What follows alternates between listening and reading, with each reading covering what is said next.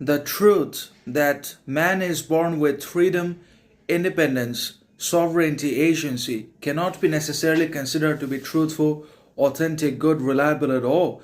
Because if man was always free, independent, sovereign in action, behavior, habit, talent, then he would not always be seeking superiority. He would not always be desiring, struggling for, suffering against freedom, independence, justice, equality, sovereignty in his life, or for talent, skill, knowledge, intelligence, ability, character. All those things would have been free.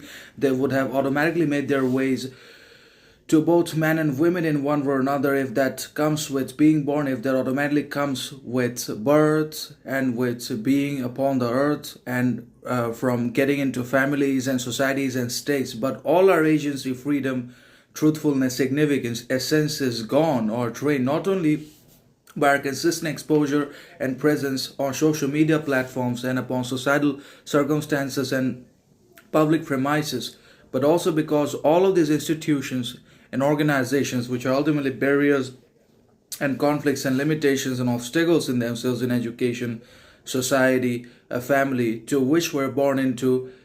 So we're going to be held accountable and responsible for anything and everything that we think, say, do, try to achieve, pursue, become in our lives, because we're born, because we're live entities, because we're human beings of responsibility, mind, intellect, and also part of the state. So we will have to carry all the responsibility and obligation for, even if we never signed up for it, even if it's arbitrary dictate, societal tyranny, external circumstances or demand. Still, because we're in a society, we cannot possibly escape from criticism, condemnation, opposition, judgment, challenge, controversy, particularly not only from our parents but also from the collective unconscious shadow projection. Those things will always be there because they refuse to see their own wrongs, and they project and redirect all their wrongs and traumas and biases and betrayals upon particularly the men and women of individuality, indifference, freedom, truthfulness, authenticity, clarity, transparency, talent,